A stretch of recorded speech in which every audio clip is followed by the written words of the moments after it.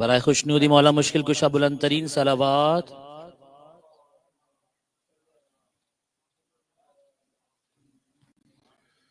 اعوذ باللہ من الشیطان اللعین الرجیم بسم اللہ الرحمن الرحیم رب اشرح لی صدری ویسر لی امری واحلل عقدۃ من لسانی یفقہوا قولی.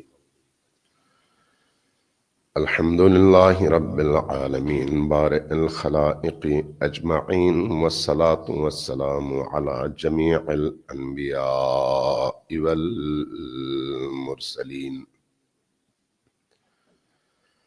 سیما من سمی فی الآفاق بأحمد وفی الارض بأبی القاسم محمد.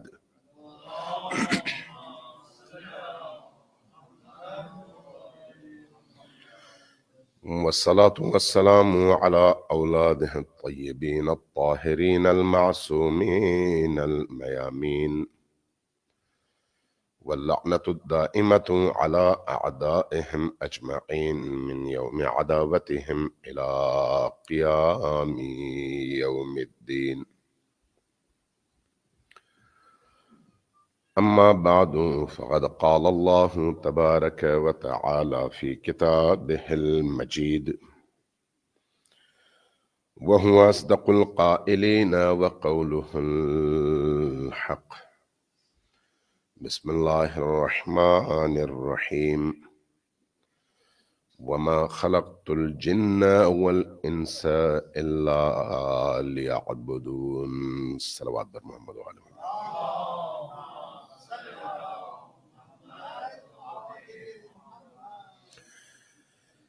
آپ کی اس صلوات کی آواز اتنی دھیمی ہے لگتا ہے کہ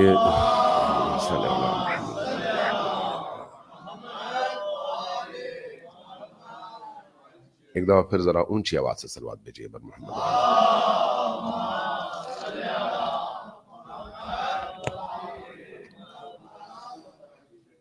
عزیزان گرامی، عام طور پر جب محرم اور سفر کی مجالس ہوتی ہیں تو خاص مناسبتوں سے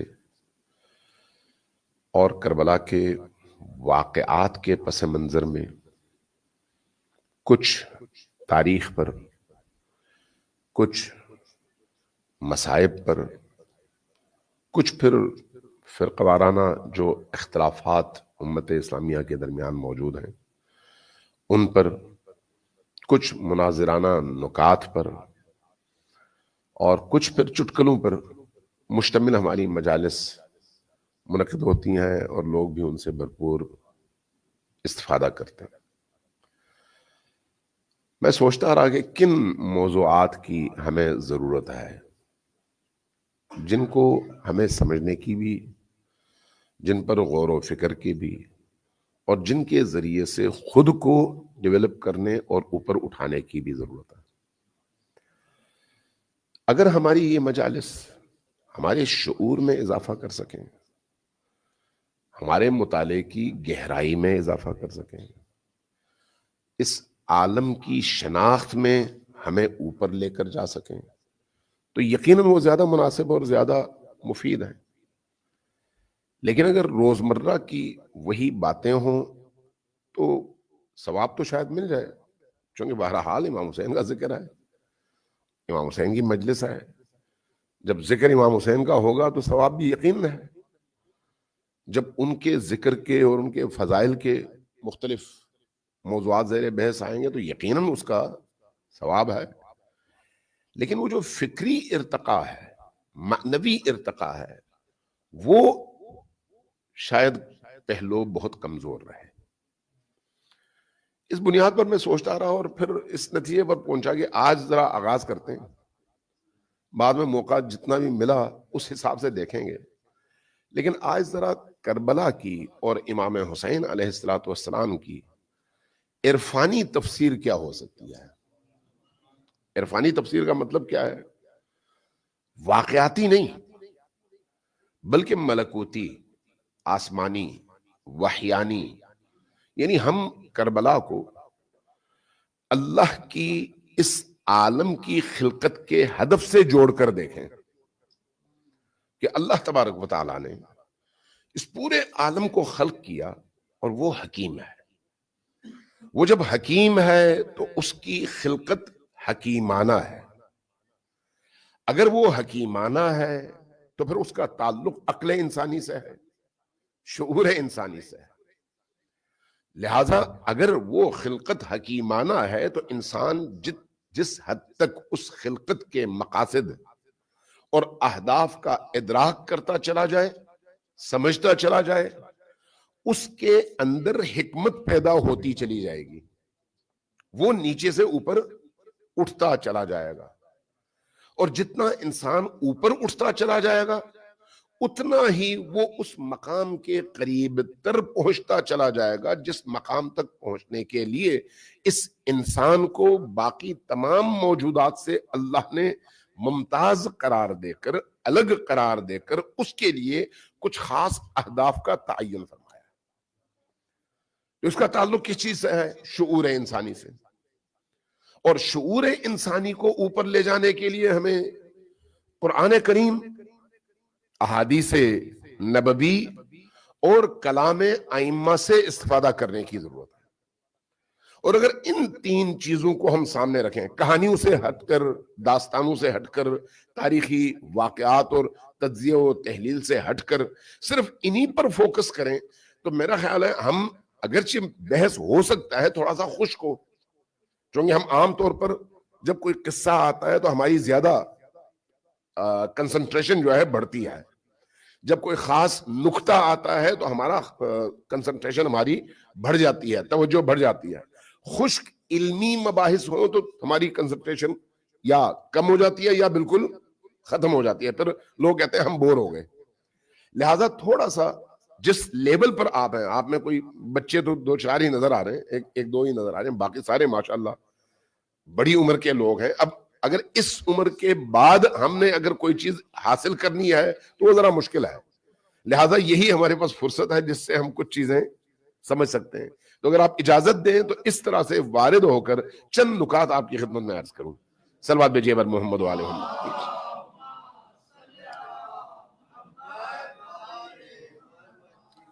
اس کے لیے کچھ آیات, کچھ احادیث شیعہ سنی دونوں کی, یہ ذہن میں رکھیں. میں نے عرض کیا نا, جب خدا کی بات ہے مسلکی نہیں تو پھر احادیث بھی آپ کو دونوں جگہ مل جائیں گی. جب مسلکی موضوعات ہوتے ہیں تو وہاں پر پھر ایک مسلک کسی اور طرح سے اس کو دیکھتا ہے, دوسرا مسلک کسی اور طرح سے دیکھتا ہے. لیکن جب ہم اللہ کی نگاہ سے دیکھیں تو وہاں پر دید اور نگاہ بہت ہی وسیع ہوتی ہے. اور اللہ کی نگاہ سے جب ہم بشر کو دیکھتے ہیں تو اس وقت پھر مسلک کیا, مذہب کیا, دین کیا, من حیث انسان, بلکہ انسان سے پھر ذرا بالاتر ہو کر من حیث مخلوق تمام عالم کو دیکھا جاتا ہے. یعنی یہ مختلف وہ مدارج ہیں. تو اس لیے جتنا ہم نیچے چلے جائیں گے اتنا ہی سکڑتے چلے جائیں گے, اور جتنا اوپر چلے جائیں گے اتنا ہی وسیع اور عریض ہوتے چلے جائیں گے, اور گہرائی میں بھی اسی حساب سے اضافہ ہوتا چلا جائے گا. اب قرآن کریم کی آیت ہے جس کی ابھی میں نے تلاوت کی, وَمَا خَلَقْتُ الْجِنَّ وَالْإِنسَ إِلَّا لِيَعْبُدُونَ. آپ سب کو یاد ہے کیا مطلب ہے اس کا؟ سمپل ترجمہ کیا ہے اس کا, کہ اللہ تبارک و تعالیٰ نے جن اور انس دونوں کو عبودیت اور بندگی کے لیے خلق فرمایا ہے. اصل ہدف یہی ہے, عبودیت اور بندگی. اس میں جن اور انس دونوں شامل ہیں. اس لیے ایک نقطہ تو یہ ذہن میں رکھیں کہ جس طرح سے انسان مکلف اور ذمہ دار ہے اور جواب دہ ہے اپنے رب کی بارگاہ میں, عیناً اسی طرح سے جن بھی مکلف ہے اور اللہ کی بارگاہ میں اسی طرح سے ذمہ دار ہے. وہ بھی نماز روزے کا پابند ہے جس طرح سے انسان پابند ہے, وہ بھی انہی عقائد کا پابند ہے جس طرح سے انسان پابند ہے, وہ بھی انہی اعمال کا پابند ہے جس طرح سے انسان پابند ہے. ان میں بھی اسی طرح سے کفر اور اسلام ہے جس طرح سے انسانوں میں کفر اور اسلام ہے. جتنے بھی انبیاء آئے, یہ انبیاء جہاں انس کے لیے ہیں وہیں پر جن کے لیے بھی ہیں. لہٰذا جنات کو کوئی ایسی مخلوق نہ سمجھیں جن سے صرف ڈرنا چاہیے اور کوئی ہیولا ٹائپ ہے، کوئی خوفناک ایسی مخلوق ہے، نہیں، وہ ہماری طرح سے ایک جنس ہے، لیکن ان کی شکل و صورت اور ان کی ماہیت مختلف ہے، لیکن ہے اسی طرح سے ذمہ دار جس طرح سے ہم ذمہ دار ہیں۔ ہو سکتا ہے ہماری مسجدوں میں، ہماری امام بارگاہوں میں، ہماری عبادت گاہوں میں وہ بھی اسی طرح سے آتے ہوں، اگر وہ مقام پاک ہے جس طرح سے ہم آتے ہیں۔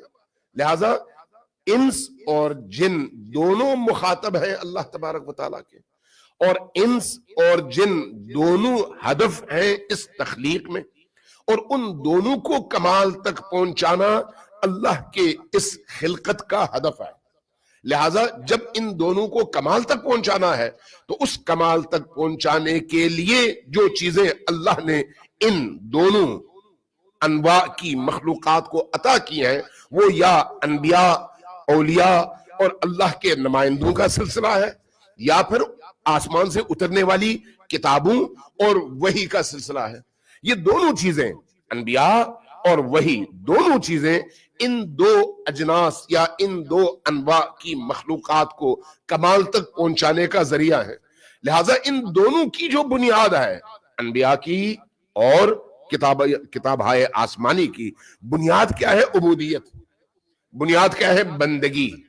بنیاد کیا ہے؟ انسان، جن اور اللہ کے درمیان اس موجود رابطے کو، خلقت کے رابطے کو عبودیت اور بندگی کے رابطے میں بدلنا، جس کے نتیجے میں یہ جو مخلوقات ہیں یہ اس کمال تک پہنچے جس کمال کے مقام کو اس انسان اور جن کا انتظار ہے۔ صلوات دیجیے بر محمد و آل محمد۔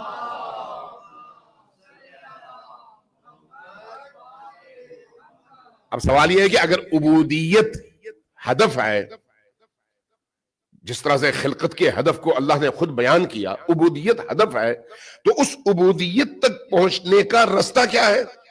رستہ معرفت ہے، رستہ شناخت ہے۔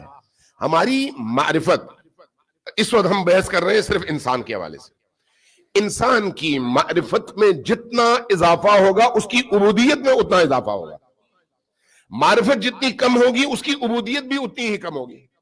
نماز روزہ نہیں ہے، یہ ذہن میں رکھیں، نماز روزہ مظاہر ہے عبودیت کے، کچھ اعمال ہیں، کچھ اعمال، لیکن اگر اسی معرفت کے ساتھ یہ نماز ہے، اسی معرفت کے ساتھ یہ روزہ ہے، اسی معرفت کے ساتھ یہ حج ہے، اسی معرفت کے ساتھ یہ تمام کے تمام احکام ہیں جن میں منہیات بھی شامل ہیں اور واجبات بھی شامل ہیں، واجبات، فرائض اور ممنوعہ امور، تو اگر اس معرفت کے ساتھ شامل ہیں تو یہی نماز معراج انسان ہے۔ لیکن اگر وہ معرفت شامل نہ ہو تو صرف جسم کا ایک ایکسرسائز ہے اور ایک تسلی کا عمل ہے کہ چلو ہم نے ایک فریضہ انجام دیا، لیکن اس فریضے نے مجھے اپنی جگہ سے ہلایا نہیں ہے، میں اس فریضے کی ادائیگی کے نتیجے میں ایک قدم بھی اللہ کی طرف آگے نہیں بڑھا، اس لیے کہ اس میں معرفت نہیں ہے۔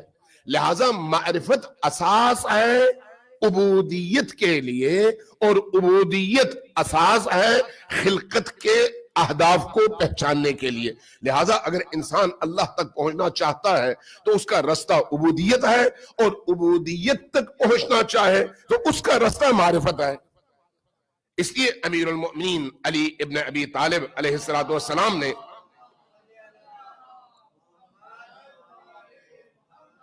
نہج البلاغہ میں یہ جملہ فرمایا اول عبادت اللہ معرفتہ، یعنی اللہ کی جو پہلی عبادت ہے وہ سجدہ نہیں ہے، اللہ کی پہلی جو عبادت ہے وہ رکوع نہیں ہے، اللہ کی جو پہلی عبادت ہے وہ نماز نہیں ہے، بلکہ اس سے پہلے معرفت ہے۔ معرفت ہے تو سب سے پہلی عبادت یہ ہے، سب سے پہلی عبادت۔ اب وہ معرفت آ جائے تو پھر آپ کا چھوٹے سے چھوٹا عمل بھی بہت بڑا بن جاتا ہے، اور اگر وہ معرفت نہ ہو تو بڑے سے بڑے عمل میں بھی روح نہیں ہوتی، وہ بے جان عمل ہے۔ لہذا اول عبادت اللہ معرفتہ، نہج البلاغہ میں امیر المؤمنین کا کلام ہے۔ اب اس سے آگے تھوڑا سا آگے بڑھتے ہیں، اب وہ معرفت کیسے حاصل ہو، اس معرفت تک پہنچنے کا ذریعہ کیا ہے؟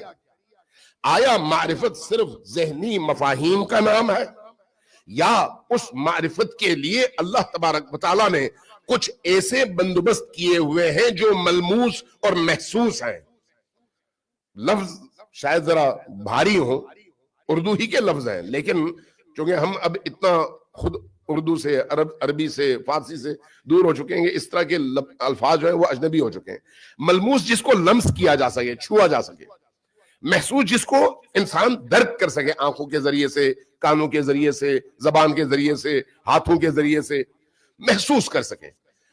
اب سوال یہ ہے کہ جن ذرائع کو اللہ نے معرفت تک پہنچنے کا رستہ قرار دیا ہے، ان کو ہم اپنے اس وجود کے ساتھ، عقل جو ہمارے اندر سوچنے سمجھنے کی صلاحیت ہے وہ، اور اس کے ساتھ جو اللہ نے ہمیں صلاحیتیں دی ہیں، 5 بڑی صلاحیتیں، ان کے ذریعے سے آیا ہم اس معرفت تک پہنچ سکتے ہیں، اور معرفت کے ذرائع ایسے ہیں یا نہیں ہیں. اس والے سے خود امیر المؤمنین کا ایک اور کلام آپ کی خدمت میں پیش کرتا ہوں. فرمایا کہ معرفتی بالنورانیتی معرفت اللہ. میں علی، یہ امیر المؤمنین کا کلام ہے، میں علی معرفتی، میری معرفت، لیکن میری نورانی معرفت، جسمانی نہیں کہ وہ ابی طالب کے بیٹے تھے اور عبد المطلب کے پوتے تھے اور رسول کریم کے چچا زاد ہیں، یہ جسمانی معرفت ہے، یہ نسل کی معرفت ہے. میری وہ معرفت جو نورانی ہے، معرفتی بالنورانیتی معرفت اللہ. اگر مجھے کوئی میری نورانی حیثیت کے ساتھ پہچاننا شروع کر دے تو میری معرفت اللہ کی معرفت ہے. یعنی میری وہ معرفت اس انسان کو اسی دنیا میں اللہ کی معرفت کے اس مقام تک پہنچانے کا سبب ہے. اس لیے کہ میں اللہ اور مخلوق کے درمیان معرفت کا رستہ ہوں، ذریعہ معرفت ہوں. معرفتی بالنورانیتی، میری وہ معرفت جو نورانی ہے وہ کیا ہے؟ معرفت اللہ. یہ بہار الانوار کی روایت ہے. اور ایک اور روایت جو اکمال الدین میں ہے، اکمال الدین بڑی ہی ہماری معتبر کتابوں میں سے ہے. فرمایا من عرفنا، جس نے ہمیں پہچانا. موضوع کیا ہے؟ کربلا کی عرفانی تفسیر، کہ کربلا کو ہم اس معنی کے حوالے سے بھی دیکھنا شروع کر دیں گے کربلا کیا ہے. اس موضوع کو ذہن میں رکھتے ہوئے ان موضوعات پر اور ان عبارات اور تعبیروں پر غور کیجئے گا. فرمایا کہ من عرفنا، جس نے ہمیں پہچانا، فقد عرف اللہ، اس نے اللہ کو پہچانا. اس لیے کہ اللہ کی شناخت کا ذریعہ کون ہے؟ نبی اور آل نبی. اس عالم میں نبی اور آل نبی کو پہچانے بغیر انسان اللہ کی اس معرفت تک پہنچ نہیں سکتا. لہذا عبودیت معرفت پر مبنی ہے، اور عبودیت کی اساس معرفت ہے. معرفت کی اساس ان ہستیوں کی شناخت ہے.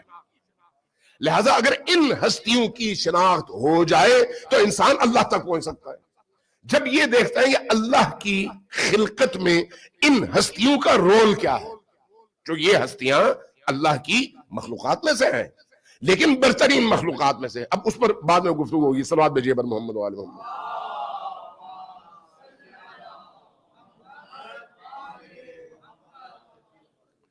اب سوال یہ ہے کہ ہم ان ہستیوں کی معرفت کیسے حاصل کریں، کس طرح سے ہم ان کی معرفت حاصل کر سکتے ہیں.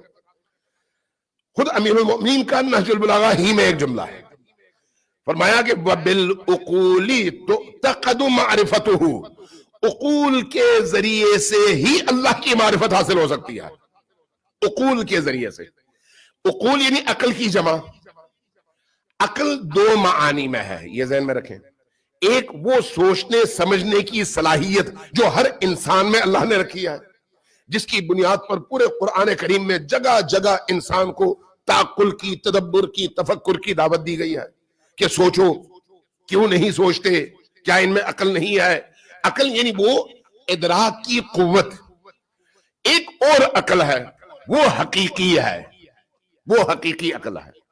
لہذا میں 2 چیزیں آپ کی خدمت میں پیش کروں. ایک تو خود امیر المؤمنین علیہ الصلوۃ والسلام نے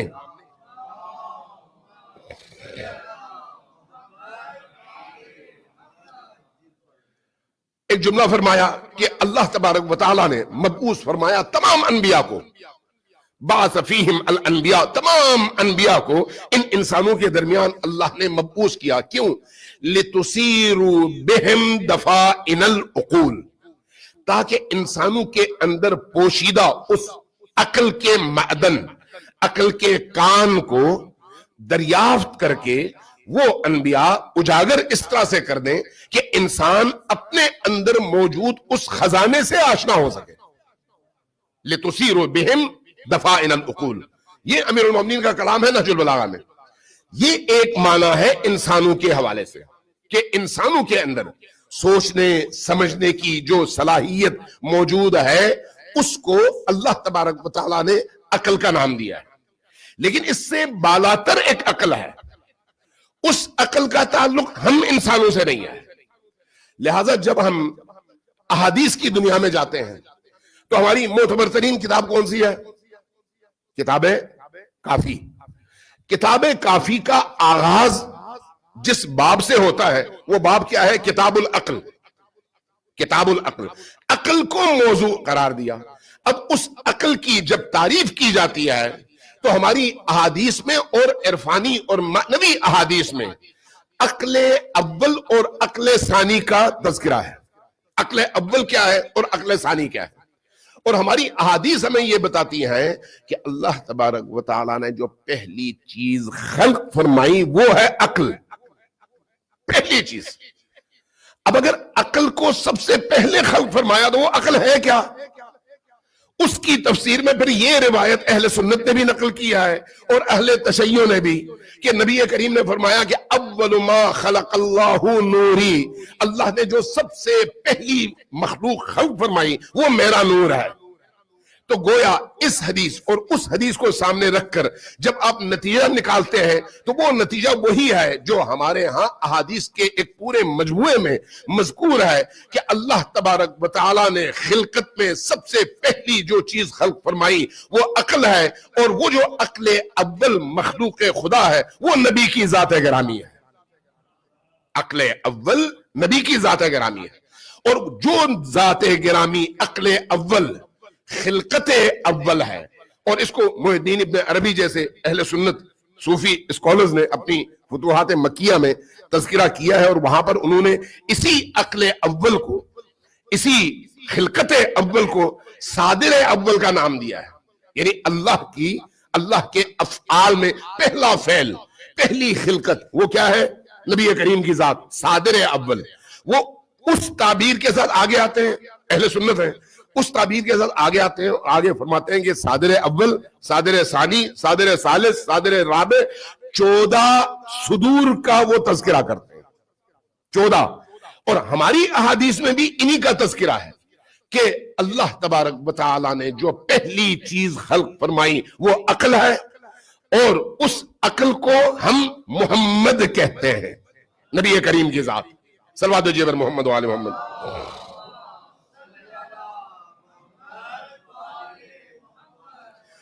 اس لیے اگر آپ اس سے پہلے والی حدیث کو دیکھیں کیا فرمایا؟ وَبِالْعُقُولِ تُعْتَقَدُ مَعْرِفَتُهُ، عقول کے ذریعے سے اللہ پر اعتقاد مضبوط ہوتا ہے. عقول کے ذریعے سے. وہ عقول کون سے عقول ہیں؟ نبی اور آل نبی، چونکہ یہ وہ عقول ہیں جو صادر اول، صادر ثانی، یا عقل اول یا عقل ثانی، یا مخلوق اول اور مخلوق ثانی ہے. اس لیے جب ہم نبی کریم کی ان احادیث کو دیکھتے ہیں جو شیعہ اور سنی دونوں میں موجود ہے، میری بعض اہل حدیث بڑے علماء سے گفتگو ہوئی کہ ان احادیث کے بارے میں آپ کا کیا خیال ہے، یا یہ حدیثیں آپ کے ہاں بھی مستند ہے یا نہیں. اہل حدیث کی میں بات کر رہا ہوں، باقیوں کی نہیں. انہوں نے بھی کہا کہ یہ احادیث ہمارے ہاں مستند ہے کہ جب اللہ کے رسول نے فرمایا اول ما خلق اللہ نوری، وہ کہ میں نے کہا پھر آپ کو اعتراض کہاں پر ہے؟ تو کہنے لگے کہ ایک حدیث میں عبارت نقل ہوئی ہے اول ما خلق اللہ نوری من نورہی، یہ جو من نورہی ہے اس پر ہمیں اعتراض ہے کہ یہ اللہ کے انوار میں سے ہے، تو اس کا مطلب شرک ہوتا ہے. اس لیے ہم اس سے اجتناب کرتے ہیں. لیکن جب یہ کہا جائے کہ اللہ تبارک و تعالی خالق ہے اور وہ خالق پہلا خالق اس نور اول کا ہے اور وہ نور اول نبی کی ذات ہے, تو یہاں پر ہمیں کوئی اختلاف نہیں ہے. اب وہی نبی جن کے بارے میں شیعہ سنی کی مشترکہ روایت یہ کہتی ہے کہ وہ صادر اول ہے, عقل اول ہے اور خلقت اول ہے, وہی نبی اپنے بارے میں فرماتے ہیں انا وعلی من نور واحد, میں اور علی ایک ہی نور کے دو حصے ہیں. تو اس کا مطلب ہے یہ دوسرا نور آ گیا. اور اب اس کے بعد اگر آپ ملا صدراک کے فلسفے کو دیکھیں, عرفان کو دیکھیں, اسی طرح سے ابن عربی کی کتابوں کو پڑھیں, بر صغیر میں جو بڑے بڑے صوفیہ گزرے ہیں ان کی کتابوں کو پڑھیں, احادیث میں تلاش کریں, تو آپ کو یہ مفاہیم جا بجا کثرت کے ساتھ ملیں گی کہ اللہ تبارک و تعالی نے انسانوں سے پہلے ان ہستیوں کو اس عالم میں خلق فرمایا اور پھر ان ہستیوں کے انوار قدسیہ کے ظل اور سائے میں باقی تمام مخلوقات کو یکے بعد از دیگر خلق فرمایا. اب اگر ایسا ہے تو اس کا مطلب ہے کہ یہ وہ ہستیاں ہیں جو اللہ کے بعد باقی تمام عالم سے متقدم ہیں, سب سے پہلے ہیں. ان ہستیوں کے انوار نورانیہ کے سامنے باقی تمام عالم کی خلقت ہوئی ہے. تو یہاں پر آ کے یہ مسئلہ حل ہو جاتا ہے کہ ان کو علم غیب ہے یا نہیں ہے. جب آپ کہتے ہیں کہ بھئی ان کو علم غیب ہے یا نہیں, بھئی غیب کا کیا مطلب ہے؟ وہ چیزیں جو میری نگاہوں سے چھپی ہوئی ہیں, جو میری نگاہوں سے چھپی ہوئی ہے, کیوں چھپی ہوئی ہے؟ مجھ سے پہلے تھی, میری آنکھوں کے سامنے نہیں تھی, میرے پیٹھ پیچھے تھی یا میرے بعد ہے. لیکن جس نور کی نگاہوں کے سامنے سارا عالم خلق کیا گیا ہو اول سے لے کر آخر تک, اور ان تمام عالمین میں موجود تمام مخلوقات سے اللہ نے کچھ وعدے لیے ہوں انہی انوار کی موجودگی میں, تو ان کے لیے غیب اور حضور کا کیا معنی ہے؟ ان کے لیے غیب اور شہود کا کیا معنی ہے؟ ہاں, جب آپ ان کے علم غیب اور خدا کے علم غیب کی بات کرتے ہیں تو اس میں کوئی شک نہیں کہ ان کے پاس جو علم غیب ہے وہ اللہ کی خلقت کی وجہ سے دی گئی نعمت کی وجہ سے ہے, اور اللہ کے پاس جو ہے وہ ذاتی ہے, اور اللہ ان کو اتنا ہی دیتا ہے جتنا وہ چاہتا ہے, جتنا نہیں چاہتا وہ نہیں دیتا. لیکن جب آپ مخلوقات کے آئینے میں دیکھتے ہیں تو یہ وہ ہستیاں ہیں جن کی نگاہوں کے سامنے تمام عالم خلق ہوا ہے, اس لیے مخلوق کا کوئی پہلو ان کی نگاہوں سے چھپا ہوا نہیں ہے. صلوات بھیجیے بر محمد و آل محمد.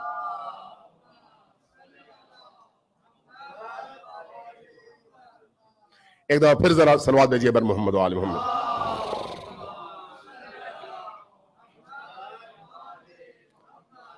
جب کہا گیا معرفت, اور وہ معرفت عقول کے ذریعے سے, تو عقول اب دو طرح کی ہوئی.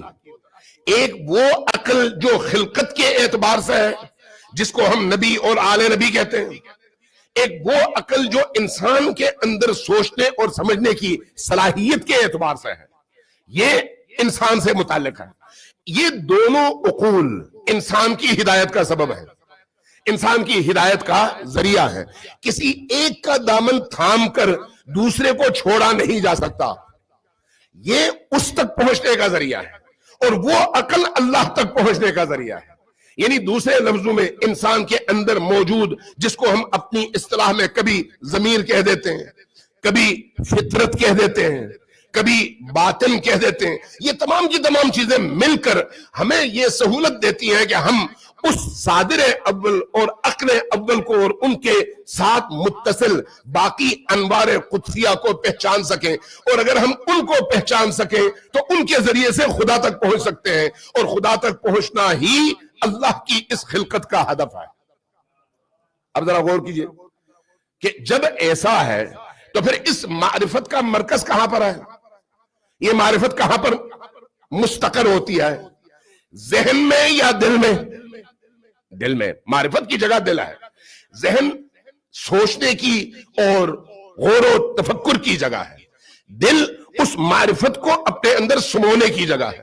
لہذا اللہ تبارک و تعالی صرف اس دل میں ان عقول کو جگہ دیتا ہے جو اندر سے پاکیزہ ہو، نجس نہ ہو. وہ دل جن دلوں میں ان عقول کو اپنے اندر سمونے کی قوت موجود ہے، صلاحیت موجود ہے، اس دل کو اللہ یہ توفیق عطا کرتا ہے کہ اس کے اندر یہ عقول سمائیں. اس لیے نبی کریم کا گھر مومن کا دل ہے، اللہ کا گھر بھی مومن کا دل ہے. قلب المؤمن عرش الرحمن، روایات ہے ہمارے ہاں، قلب المؤمن عرش الرحمن، یعنی مؤمن کا دل اللہ کا عرش ہے. تو شرط کیا ہے اس کو عرش بنانے کے لیے؟ اس کا مومن ہونا. مومن ہونے کے لیے شرط کیا ہے؟ ان ہستیوں سے جڑنا، ان ہستیوں کے دامن سے متوسل ہونا. اس لیے اللہ تبارک و تعالی انہی قلوب کو اپنی معرفت کا مخزن، مکان، گھر اور بیت قرار دیتا ہے جن قلوب میں ان عقول اور ان ہستیوں کو اندر قبول کرنے کی صلاحیت موجود ہو. صلوات بھیجیے بر محمد و آل محمد.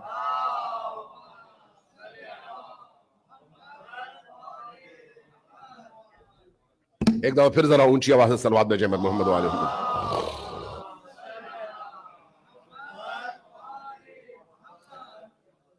بور تو نہیں ہو رہے ہیں؟ جو لوگ بور ہو رہے ہیں وہ ذرا صلوات بھیجیں. یہ پہلی دفعہ ہوا ہے.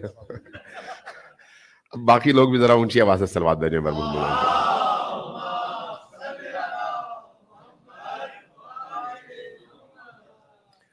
اس لیے اہل البیت علیہ الصلوۃ والسلام، جب ہم کہتے ہیں اہل البیت تو اہل البیت میں گھر کا سربراہ شامل ہے، ان کو الگ کر کے نہیں کہتے. یعنی بعض لوگ یہ سمجھتے ہیں اہل البیت سے مراد یعنی نبی کا گھرانہ، نبی نہیں، ایسا نہیں ہے.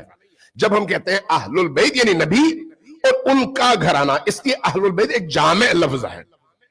جب ہم کہتے ہیں اہل البیت تو اہل البیت کو گھر میں یعنی اس دل میں جگہ دینے کے لیے اس دل کو ہمیشہ پاکیزہ اور نورانی ہونا چاہیے. اگر یہ دل پاکیزہ ہے، اگر یہ دل نورانی ہے تو ان کا گھر ہے. جتنا یہ دل پاک ہوگا اتنا ان کی رفت و آمد زیادہ ہوگی. جتنا یہ دل نجس ہوتا چلا جائے گا فاصلہ بڑھتا چلا جائے گا. اب ذرا یہ حدیث آپ غور سے سنیں، ذرا صلوات بھیجیں پر محمد و آل محمد.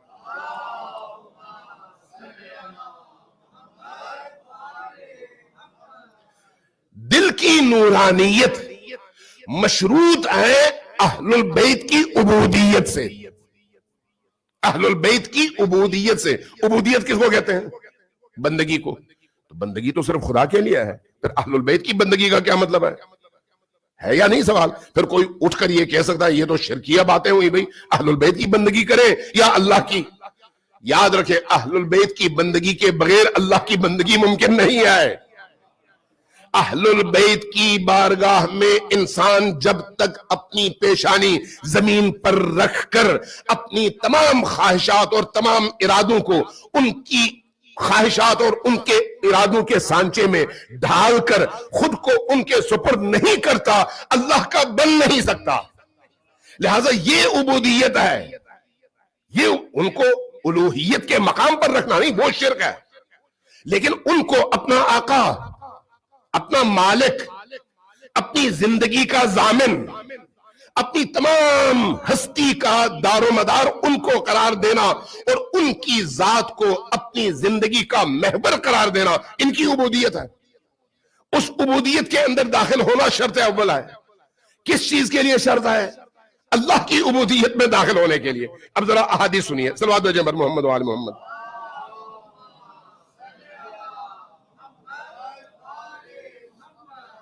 کتاب الاختصاص کی روایت ہے امام صادق علیہ السلام سے.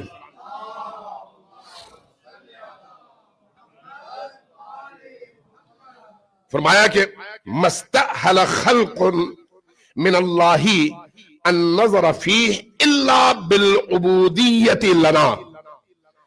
اللہ تبارک و تعالی کسی مخلوق کو پیار، محبت اور ہدایت کے لیے ان پر نگاہ اس وقت تک نہیں ڈالتا جب تک وہ مخلوق ہماری عبودیت اور ہماری بندگی میں داخل نہ ہو. ذرا غور کریں اس بات پر. جب تک وہ ہماری اطاعت، بندگی کا مطلب کیا ہے؟ اطاعت. بندگی کا مطلب اطاعت ہے، اور اطاعت کا مطلب کیا ہے؟ انہوں نے جو کہا اس کو ماننا.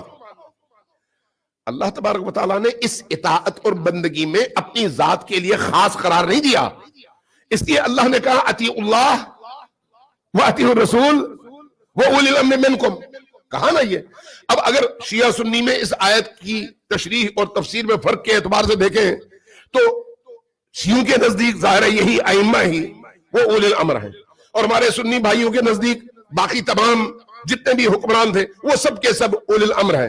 تو ان اولی الامر کی اطاعت یعنی ان کی عبودیت، ان اولی الامر کی اطاعت یعنی ان کی عبودیت. اب سوال یہ ہے کہ ان کی عبودیت خدا تک پہنچاتی ہے یا ان کی عبودیت خدا تک پہنچاتی ہے؟ اس سوال کا جواب ہر بندے کو خود تلاش کرنا چاہیے، اس میں کسی تفسیر کی ضرورت نہیں ہے. اب خود اس حدیث پر میں، چونکہ ٹائم کم ہے اس لیے میں چاہ رہا ہوں کہ آج کی اس گفتگو کو آج ہی ختم کروں، اگلی اس پہ نہ جائیں، تو اس لیے کم بولوں گا کسی بھی حدیث کے حوالے سے. اب ذرا غور کریں کہ یہی حدیث کیا کہتی ہے. اللہ تبارک و تعالی کسی بندے کو اس وقت تک قبول نہیں کرتا، اس وقت تک اس پر نگاہ لطف نہیں ڈالتا جب تک وہ ہم اہل البیت کی عبودیت اور اطاعت کے دائرے میں داخل نہ ہو. جب وہ داخل ہوگا تو اللہ کی رحمت کی نگاہ اس پر پڑے گی. اس لیے کہ ہم شرط ہیں اس مقام تک انسان کے پہنچنے کے لیے، ہم سے گزرے بغیر وہ اس مقام تک پہنچ ہی نہیں سکتا. اب اس کا جو نتیجہ نکلتا ہے وہ یہ ہے کہ ان ہستیوں کی غلامی، ان ہستیوں کے سائے میں ان کی اطاعت میں زندگی گزارنا عین عبودیت ہے اللہ کے لیے. اللہ کی عبودیت یعنی ان کی عبودیت، ان کی عبودیت کے ذریعے سے ہی انسان اللہ کی عبودیت کے دائرے میں داخل ہوتا ہے. ان کی اطاعت کے ذریعے سے ہی انسان اللہ کی عبودیت اور بندگی کے دائرے میں داخل ہوتا ہے. اب ایک اور حدیث، یہ حدیث یہ بھی شیخ مفید کی حدیث ہے اور الاختصاص میں ہے. صلوات بھیجیے بر محمد و آل محمد.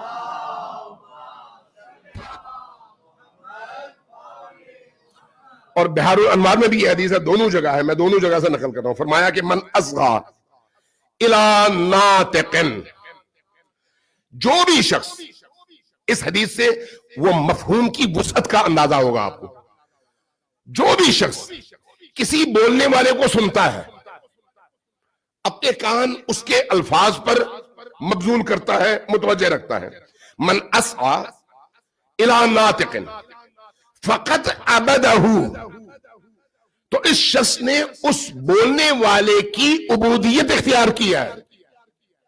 توجہ ہے میں کیا کہہ رہا ہوں؟ جس نے بھی کسی شخص کو سنا، وہ شخص بول رہا تھا، اس نے گویا اس کی عبودیت اور بندگی اختیار کیا ہے. حدیث ہے امام صادق علیہ الصلوۃ والسلام کی، فَإِن كَانَ النَّاطِقُ يُؤَدِّي عَنِ اللَّهِ عَزَّ وَجَلَّ، اگر وہ ناطق، اگر وہ بولنے والا، اگر وہ گفتگو کرنے والا اللہ کی طرف سے بول رہا ہے تو اس کی عبودیت کا مطلب یعنی اللہ کی عبودیت ہے، یعنی انسان اس کے ذریعے سے اللہ تک پہنچ رہا ہے. بنیاد اللہ ہے، بولنے والا اگرچہ انسان ہے. اس لیے جو بول رہا ہے اور جس کو ہم سن رہے ہیں اس میں ہمیں انتخاب کرنا ہے کہ ہمیں جس کو سننا ہے وہ اللہ کی طرف سے بول رہا ہے یا ابلیس کی طرف سے بول رہا ہے. اگر اللہ کی طرف سے بول رہا ہے تو اللہ کی طرف سے بولنے والے کو سننا اس کی عبودیت ہے، اس کی اطاعت ہے، اس کے سائے میں جانا ہے. فَإِن كَانَ النَّاطِقُ يُؤَدِّي عَنِ اللَّهِ عَزَّ وَجَلَّ فَقَدْ عَبَدَ اللَّهِ، تو ایسا شخص جو اس کو سنتا ہے جو اللہ کی طرف سے بولتا ہے، اپنی طرف سے نہیں بولتا.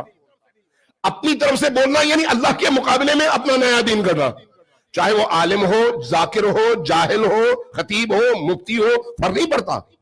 کوئی بھی شخص اپنی طرف سے کوئی بات کرے جو اللہ کی نہ ہو اور لوگوں کو اس کی طرف دعوت دے چاہے اللہ کے نام پر، تو وہ شخص گویا اللہ کے مقابلے میں ابلیس کی دعوت دے رہا ہے. لہذا سننے میں اس چیز کا لحاظ رکھنے کی ضرورت ہے کہ خطیب کون ہے، ممبر کون سا ہے، ممبر پر بیٹھا ہوا شخص کیا بول رہا ہے، جو وہ بول رہا ہے وہ آیا دعوت اللہ ہے یا دعوت النفس ہے، دعوت الخلق ہے، کس چیز کی دعوت ہے، اس چیز کو سمجھنا ضروری ہے۔ حدیث ہمیں یہی بتاتی ہے، فرمایا فقط عبد اللہ وان کان الناطق یؤدی عن الشیطان فقط عبد الشیطان، اگر وہ شخص جو ممبر پر کھڑا ہو کر بول رہا ہے وہ اگر اس کی دعوت، اس کا کلام انسان کو اللہ سے منحرف کر کے ابلیس کی طرف لے جاتا ہے تو جتنا مجمع بیٹھا ہوا وہ ابلیس کی پرستش کر رہا ہے، اللہ کی نہیں۔ لہذا مجلس حسین کے نام پر منعقد کرنا کافی نہیں ہے، نماز حسین کے اللہ کے نام پر منعقد کرنا کافی نہیں ہے، اجتماع اللہ کے نام پر، نبی کے نام پر منعقد کرنا کافی نہیں ہے۔ اہم ترین شرط یہ ہے کہ اس منبر پر، اس محراب میں جو شخص کھڑا ہے وہ ان انسانوں کو اللہ سے جوڑ رہا ہے یا اللہ کے نام پر ابلیس سے جوڑ رہا ہے۔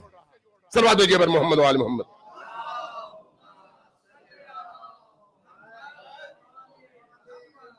ذرا اونچی آواز سے دوبارہ صلوات بھیجیے پر محمد وآل محمد۔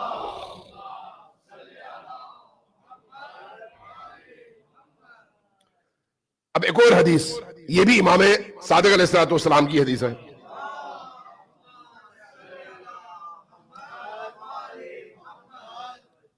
حدیث کیا ہے؟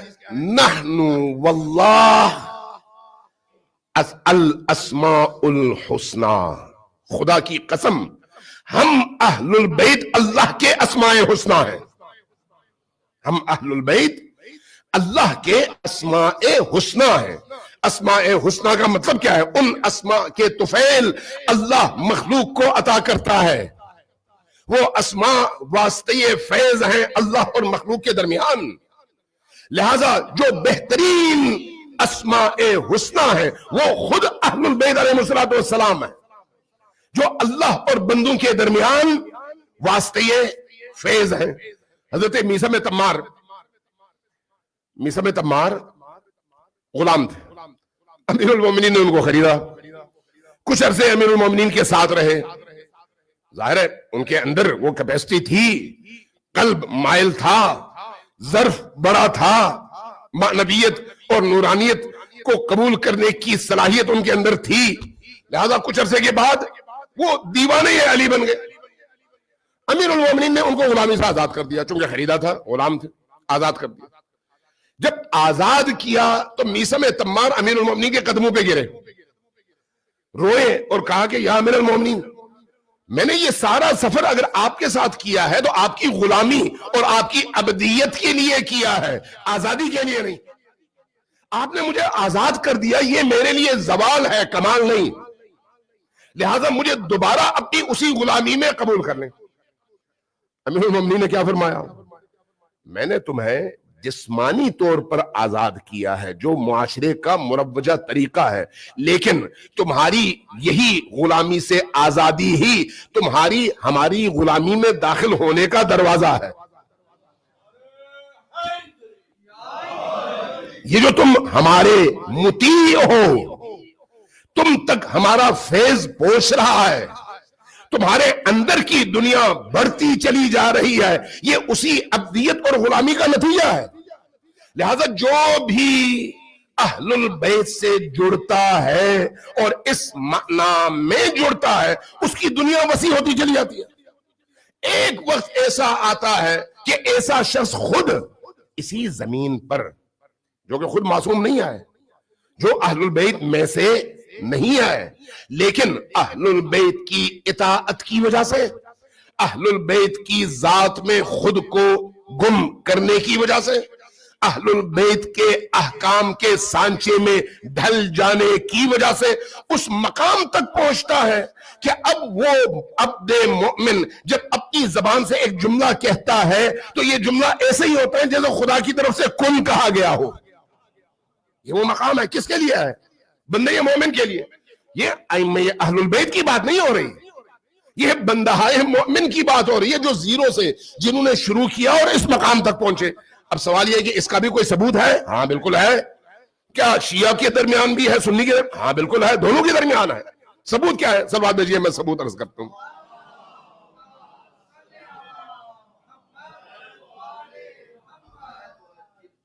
ایک دفعہ پھر ذرا اونچی آواز سے سلوات بھیجیے ور محمد علیہ۔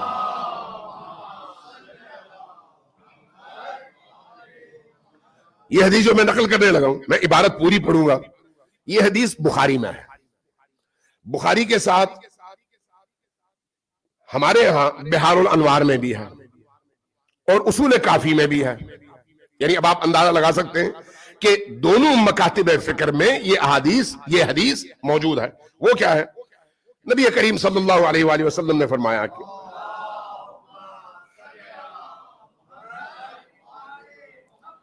عبارت اس طرح سے، قال رسول اللہ عن ربہ عز وجل، تو گویا یہ حدیث قدسی ہے کہ اللہ نے رسول سے کہا کہ یہ میرا پیغام ہے، یہ پہنچاؤ۔ حدیث قدسی اور عام حدیث کا مطلب پتہ ہے نا فرق کیا ہوتا ہے، اور قرآن کا ان کے ساتھ فرق کیا ہے؟ قرآن اللہ کا کلام ہے، لفظ بھی اللہ کے ہیں، معانی بھی اللہ کے ہیں، اس میں کوئی رد و بدل نہیں ہو سکتا، لہذا اس کا نام قرآن ہے۔ حدیث قدسی وہ مفہوم ہے جو اللہ اپنے رسول کے ذہن میں فرشتے کے ذریعے سے القاء کرتا ہے، فرشتہ اس کو پہنچاتا ہے نبی تک، لیکن نبی اس مفہوم کو اپنے لفظوں میں بیان کرتے ہیں۔ یہ حدیث قدسی کہلاتا ہے، یعنی کلام اللہ ہی کا ہے، لفظ رسول اللہ کے ہیں۔ اور تیسری چیز حدیث ہے۔ حدیث کون سی ہے؟ وہ جو مفہوم بھی اور معنی بھی اور الفاظ بھی خود رسول کریم کے اپنے ہیں۔ یہ بھی اگرچہ اللہ کی طرف سے ہے، چونکہ وہ متصل ہے اللہ سے، لیکن یہاں پر اللہ کی طرف سے فرشتہ یہ بات لے کر نہیں آیا، بلکہ نبی نے خود بیان کیا اور اللہ کے احکام کی تشریح کی، اللہ کی مخلوق کی ذمہ داریوں کو بیان کیا۔ تو یہ حدیث نبوی کہلاتی ہے۔ اب یہ جو حدیث ہے یہ حدیث قدسی ہے، اور حدیث قدسی کو امام بخاری نے بخاری میں نقل کیا، اور ہمارے ہاں کافی میں اور بحار الانوار میں یہ حدیث نقل ہوئی۔ فرمایا قال رسول اللہ عن ربہ عز وجل فی الحدیث القدسی، کیا ہے؟ وما تقرب الی عبد بشیء احب الی مما افترضت علیہ۔ اللہ کا کوئی بندہ، یعنی میرا کوئی بندہ، اللہ کہتا ہے میرا کوئی بندہ میرے ہاں اس وقت تک مقرب نہیں بن سکتا، قرب خدا کا حامل نہیں بن سکتا، اللہ کا ساتھی اور اللہ کے قریب کا مقام حاصل نہیں کر سکتا جب تک وہ یہ نہ کرے کہ اس پر جو چیزیں میں نے فرض کی ہیں ان کو ادا نہ کرے۔ فرائض کی ادائیگی کے نتیجے میں ایک انسان قرب خدا کے اس مقام تک پہنچتا ہے۔ وَأَنَّهُ، اور اس کے بعد لَيَتَقَرَّبَ إِلَيَّ بِالنَّافِلَةِ، نافلہ یعنی مستحب نمازیں، نماز شب جو روٹین کی 5 اوقات کی واجب اور فرض نمازوں کے ساتھ نافلے کی نمازیں ہیں، تو گویا یہ ٹوٹل ملا کے 51 رکعتیں ہیں۔ یہ جو رکعات ہیں جن کو نافلہ کہا جاتا ہے، یہ انسان کو اللہ کے اس قرب کے مقام تک پہنچانے کا سبب ہے، اس حدیث کے حوالے سے اور شیعہ سنی دونوں کے حوالے سے۔ فَإِذَا، جب یہ شخص ان عبادتوں کو انجام دیتا ہے، اب یہ کس کے بارے میں بات ہو رہی ہے؟ میرے اور آپ کے بارے میں۔ یہ ان اولیاء اللہ کے بارے میں نہیں ہو رہی، ائمہ کے بارے میں نہیں ہو رہی، یہ اہل البیت کے بارے میں نہیں ہو رہی، کیونکہ اہل البیت کی خلقت ہی پہلے بیان ہو چکی ہے، وہ اور طرح کی ہے، اور وہ صادر اول اور مخلوق اول ہے، اور باقی عالم ان کے بعد ہے۔ بات ہو رہی ہے ان کی جو آج کے دور میں، اس دور میں، آج سے پہلے کے ادوار میں پیدا ہوتے ہیں، ہماری طرح سے روٹین کی زندگی گزارتے ہیں، اور ان کا دل چاہتا ہے کہ وہ اللہ کے قریب ہو۔ تو قرب خدا کا حصول تب ممکن ہے جب انسان ان چیزوں پر عمل کرے۔ نمبر 1 واجبات اور فرائض کی ادائیگی، اور نمبر 2 نوافل کی ادائیگی۔ اس کے نتیجے میں قرب خدا کا مقام اس کو حاصل ہو جاتا ہے۔ اب جب قرب خدا کا مقام حاصل ہو جاتا ہے، حدیث پر غور کیجئے، حدیث کیا کہتی ہے؟ کہتی ہے وَإِنَّهُ لِيَتَقَرَّبْ إِلَيَّ بِالنَّافِلَةِ حَتَّى أَحِبَّهُ، جب ان نوافل کے ذریعے سے انسان stage by stage, step by step, سیڑھی بہ سیڑھی، زینہ بہ زینہ اوپر چڑھتا چلا جاتا ہے، یہاں تک پہنچتا ہے کہ وہ میرے قرب کا مقام حاصل کر سکے اور میں اس سے محبت کروں۔ میں اس سے محبت کروں، حتی احبہو، تاکہ میں اس سے محبت کروں. جب میں اس سے محبت کروں، غور کی جگہ ایک ایک لفظ کتنا قیمتی ہے.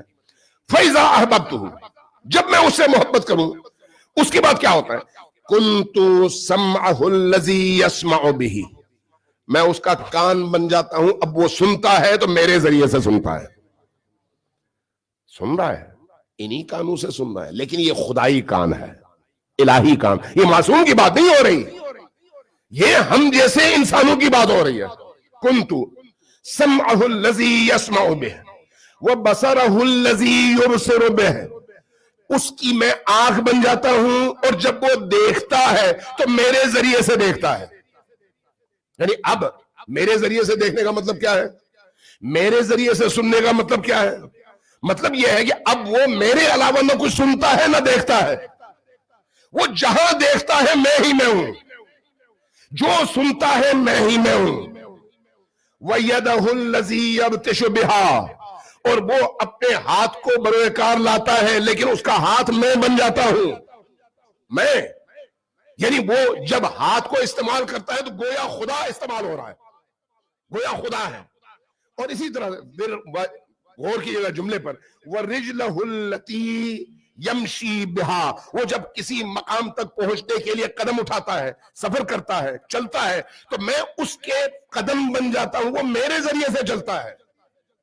یعنی اللہ اس کے پورے پیکر کو اپنا قرار دیتا ہے، اس کے پورے پیکر کو، پوری ہستی کو. وَإِن، اب جب اس مقام تک پہنچ جائے، وَإِن سَأَلَنِي لَأَعْطَيْتُهُ، اب وہ اس مقام پر ہے کہ جب وہ لب کھولتا ہے کوئی چیز مانگنے کے لیے، میں فوراً اس کو عطا کر دیتا ہوں. وہ جو میں نے عرض کیا تھا کہ انسان تب جب بولتا ہے تو گویا خدا بولا، جب وہ کسی دعا کے لیے لب کھولتا ہے تو ایسے ہی جیسے خدا نے کہا ہو کن، فوراً ہو جاتا ہے. کس کی بات ہو رہی ہے؟ عام انسانوں کی، جو ان مراحل کو طے کر کے اس مقام تک پہنچتے ہیں. وَإِن سَأَلَنِي لَأَعْطَيْتُهُ، اور جب ایسا انسان مجھ سے پوچھتا ہے، مجھ سے سوال کرتا ہے، مجھ سے مانگتا ہے، تو میں اس کو عطا کرتا ہوں. وَلَئِنْ اسْتَعَاذَنِي لَأُعِيذَهُ، اور اگر وہ مجھ سے کسی چیز سے نجات کی دعا مانگتا ہے کہ میں اس مشکل سے نکلوں، تو میں فوراً اس کو اس مشکل سے نکالتا ہوں. یعنی اس مقام تک انسان پہنچتا ہے. اب ذرا سوال، اگر غیر معصوم اس مقام تک پہنچ سکتا ہے کہ ذات خدا کے اتنا قریب ہو جائے کہ ایسے شخص کی نیت بھی خدائی بن جائے، نگاہ بھی خدائی بن جائے، زبان بھی خدائی بن جائے، کان بھی خدائی بن جائے، قدم بھی خدائی بن جائے، ہاتھ بھی خدائی بن جائے، تو پھر جن ہستیوں کی راہ پر چل کر اور جن کی محبت، ان کی ولایت، ان کی عقیدت، ان کی ابدیت کو دل میں سمو کر یہ اس مقام تک پہنچتے ہیں، وہ مقام کیسا مقام ہوگا؟ ان کا مقام کیسا مقام ہوگا جو کہ خود معصوم ہے. اب یہاں پر یہیں پر میں کلوز کر رہا ہوں اپنی گفتگو. آپ امام حسین کی زیارت پڑھتے ہیں، امام حسین کی جتنی بھی زیارات ہیں، وہ زیارت کسی عالم کی گھڑی ہوئی نہیں ہے، کسی عام فرد کی گھڑی ہوئی زیارت کوئی نہیں ہے. ساری کی ساری زیارتیں احادیث قدسیہ میں سے ہیں یا امام معصوم کی زبان سے منقول ہیں. امام معصوم کی زبان سے منقول ہونے کا مطلب کیا ہے؟ یہ بات ذہن میں رکھیں. امام معصوم شارع نہیں ہے کہ وہ شریعت لے کر آئے، وہ شریعت کے مبین ہیں، شریعت کو بیان کرنے والے ہیں. لہٰذا جب امام کوئی چیز فرماتے ہیں تو اپنی طرف سے نہیں فرماتے، وہ وہی کچھ بیان کرتے ہیں جو نبی نے کہا، اور نبی وہی کچھ بیان کرتے ہیں جو اللہ نے کہا. اس لیے کہ اللہ کے علوم کا مخزن نبی کی ذات ہے، نبی کے ان تمام علوم کا دروازہ علی کی ذات ہے، علی کے ان علوم کے محافظ ائمہ اہل البیت ہے. لہذا ائمہ جب کچھ کہتے ہیں تو گویا خدا کہہ رہا ہے، سلسلہ وہی سلسلہ ہے. لہذا جب ہم امام حسین علیہ السلام کی زیارات پڑھتے ہیں، چاہے زیارت عاشورہ پڑھیں، چاہے زیارت وارثہ پڑھیں، چاہے شب قدر کی زیارات پڑھیں، چاہے مباہلہ کے دن کی زیارت پڑھیں، چونکہ ایک بڑی ہی عجیب بات ہے کہ خوشی کا مقام ہو یا غم کا، ائمہ اہل البیت نے حتیٰ امام مہدی آخر الزمان کی ولادت کے موقع پر بھی ہمیں جو حکم دیا ہے وہ یہ ہے کہ زیارت حسین پڑھو، شب قدر میں زیارت حسین پڑھو، 15 شعبان میں زیارت حسین پڑھو، عید کے دن زیارت حسین پڑھو، عاشور کے دن زیارت حسین پڑھو۔ کیوں؟ حسین محور ہے، حسین مرکز ہے۔ یہ جو زیارات ہیں یہ بھی ذہن میں رکھیں، ایسا نہ ہو کوئی اس غلط فہمی کا شکار رہے کہ ان تمام ایام میں ایک ہی زیارت پڑھنی ہے، نہیں، ہر دن کی زیارت الگ الگ ہے، شب قدر کی زیارت الگ ہے، عاشور کی زیارت الگ ہے، ندبہ کی جمعے کی زیارت الگ ہے، 13 رجب کی زیارت الگ ہے، 15 شعبان کی زیارت الگ ہے، قدر کی زیارت، شب قدر کی وہ زیارت الگ ہے، سب امام حسین کی زیارتیں ہیں، لیکن ہر رات کی خصوصیت کے حوالے سے وہ زیارت بھی الگ الگ ہے، کیونکہ اس میں حکمتیں ہیں، اس خاص رات کی حکمتیں، انہی حوالوں سے زیارت کے الفاظ بھی مختلف ہیں۔ اب ذرا یہ دیکھیں کہ روز عرفہ کون سا دن ہے؟ 9 ذی الحج، اور روز عرفہ کے حوالے سے کہا گیا ہے کہ جس کی بخشش شب قدر میں نہ ہو وہ اگر روز عرفہ اللہ کی بارگاہ میں حسین ابن علی علیہ السلام کا واسطہ لے کر اور ان کے کلمات کے ساتھ حاضر ہو اور اللہ سے مانگے، شب قدر میں اگر نہیں بخشا گیا تو روز عرفہ بخشا جائے گا۔ روز عرفہ کی یہ خصوصیات میں سے ہے۔ اس روز عرفہ میں جو ہم امام حسین علیہ السلام کی زیارت پڑھتے ہیں وہ کیا ہے؟ السلام علیک یا ابن رسول اللہ، السلام علیک یا ابا عبداللہ، السلام علیک یا ابن رسول اللہ۔ اس کے بعد اب دکھ، اے ابا عبداللہ حسین آپ کا بندہ حاضر ہوا ہے، عبدیت، عبودیت، بندگی، اے ابا عبداللہ حسین آپ کا بندہ حاضر ہوا ہے۔ اب دکھ، وابن عبدک، صرف میں آپ کا بندہ نہیں ہوں، میرے والد بھی آپ کے بندے ہیں، وابن عبدک وابن امتک، صرف میرے والد نہیں ہیں، میری والدہ بھی آپ کی کنیز ہے، آپ کی اس عبدیت اور اطاعت کے دائرے میں داخل ہیں۔ اور آگے الموالی لولیک، جو آپ کا موالی ہے، آپ کا دوست ہے، اس سے مجھے محبت ہے، یہ میں اقرار کر رہا ہوں۔ والمعادی لعدوک، جو بھی آپ کا دشمن ہے اس سے میرے اندر عداوت ہے، میں اس کا اقرار کرتا ہوں۔ واستجاز بمشہدک، اور میں پناہ لے رہا ہوں آپ کی کہ آپ کے سائے میں آ جاؤں، جب میں آپ کے سائے میں آ جاؤں تو ہر چیز سے محفوظ ہوں۔ حسین ابن علی اللہ اور بندوں کے درمیان وہ واسطے فیض ہے جن کی چھتری کے نیچے جب انسان جاتا ہے تو اس کو ہر چیز مل جاتی ہے۔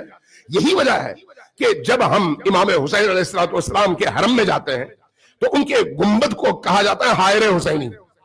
حائر حسینی کی خصوصیت یہ ہے کہ اس گنبد کے نیچے جب آپ جائیں اور وہاں پر جا کر کوئی بھی دعا کرے، وہ دعا کسی بھی قیمت پر رد نہیں ہوتی، اس لیے کہ وہ مقام ہے جہاں پر انسان ابدیت کے دائرے میں داخل ہوتا ہے اور اللہ تک پہنچتا ہے۔ صلوات بھیجیے بر محمد و آل محمد۔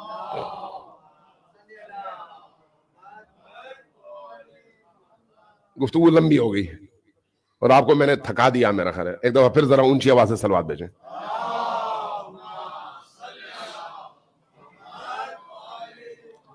لمبی ہو گئی لیکن گھنٹہ نہیں ہوا، ایک دفعہ پھر ذرا صلوات بھیجیں بر محمد و آل محمد۔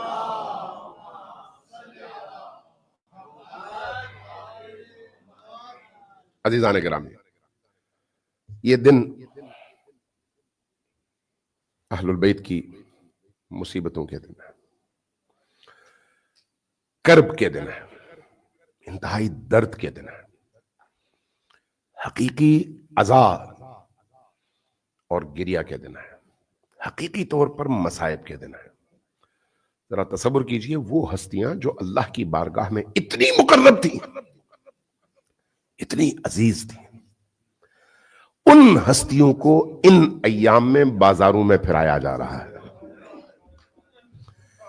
ان ہستیوں کو ان ایام میں लोगों के दरमियान तमाशा बनाया जा रहा है। इमाम सज्जाद अलैहिस्सलाम से पूछा गया ना कि इब्न रसूलल्लाह, सबसे सख्त मकाम कौन सा था? मुख्तसर कर रहा हूं, टाइम कम है। सबसे सख्त मकाम कौन सा था? क्या फरमाया? अश्शाम, अश्शाम, अश्शाम। पूछा गया इब्न रसूलल्लाह, शाम इतना सख्त था? फरमाया हाँ, बहुत सख्त था। कहा कैसे? फरमाया कि शाम में जब हमें दाखिल किया गया तो हमें दाखिल करने से पहले शामियों को दावत दी गई कि ईद की तरह से तैयारियां करके बाजारों में आ जाओ। और जब शामी बाजारों में भर गए तो हमें यहूद और नसारा के कैदियों की तरह से बाजार में दाखिल किया। तो जब हमें बाजार में दाखिल किया गया तो कैफियत क्या थी? कैफियत ये थी कि लोग घरों के छतों पर थे और छतों पर से कोई अंगारा बरसा रहा था, कोई घरों का कूड़ा और कचरा बरसा रहा था, कोई उबला हुआ पानी ऊपर से उंडेल रहा था। उस कैफियत में हम उस बाजार से गुजरे हैं। और एक वक्त ऐसा आया, इमाम सज्जाद फरमाते हैं, एक वक्त ऐसा आया कि जब हम बाजार से गुजरने लगे तो एक जलता हुआ अंगारा आया, मेरे सर पे गिरा और वहां से मेरे कपड़ों पर।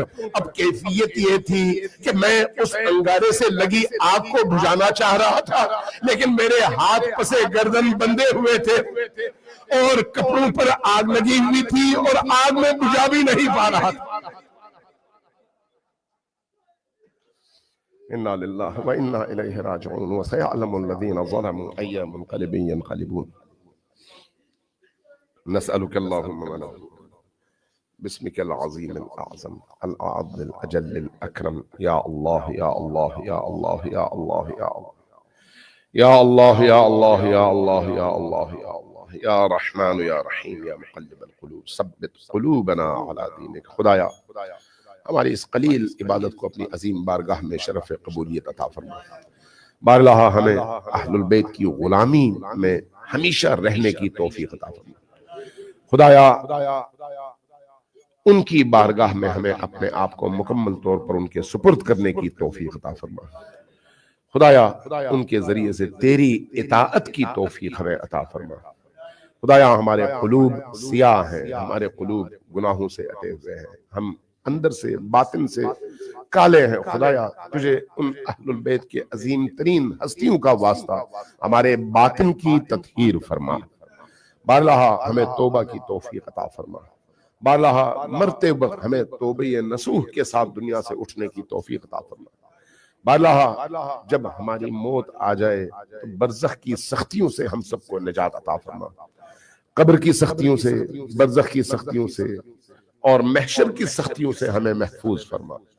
खुदाया आलम महशर में बीबी दो आलम की शफाअत हम सबको नसीब फरमा। बारलाहा जितने भी हाजतमंद हैं उन तमाम हाजतमंदों की हाजात को बहक़ सैयदुस साजिदीन कबूल फरमा। बारलाहा हम सबको सैयदुस साजिदीन के साये में उनकी मजलूमियत को याद करते रहने और उनकी राह पर इस्तकामत के साथ हर मुश्किल का मुकाबला करने की तौफीक अता फरमा। बारलाहा इस दुनिया इस्लाम में एक अजीम जंग जारी है। खुदाया दुश्मनाने इस्लाम को, दुश्मनाने अनबिया को नीस्त व नाबूद फरमा। बारलाहा तू अपने लश्कर को, नबी करीम के लश्कर को, अहलुल बैत के लश्कर को फतह व नुसरत अता फरमा। बारलाहा हम सबको दुश्मनाने दीन के मुकाबले में हमेशा तैयार रहने की तौफीक अता फरमा। बारलाहा जितने भी हाजतमंद हैं उन तमाम की हाजात को कबूल फरमा। जो बीमार हैं उनको शफाए आजिल व कामिल नसीब फरमा। खुदाया जिन घरों में औलाद नहीं है तुझे हजरत सकीना बिन्तुल हुसैन का वास्ता उनको औलाद सालेह नसीब फरमा। बारलाहा हम सबकी आकिबत बखैर फरमा। हमारे बच्चों और हमारी औलादों को एक सालेह जिंदगी गुजारना नसीब फरमा। बारलाहा हमें अपने माशरे में अमर बिल मारूफ नही अनिल मुनकर और अपने घरों को अहलुल बैत की नूरानियत से मुनव्वर करने की तौफीक अता फरमा। रब्बना तक़ब्बल मिन्ना इन्नका अंतस समीउल अलीम बिरहमतिका या अरहमर राहिमीन। सल्लल्लाहु अलैहि व मुहम्मद व अला सल्ली अला मुहम्मद या हुसैन या हुसैन या Hussain Ya Hussein, Ya Hussein, Ya Hussein, Zainab, Zainab, Zainab, Zainab.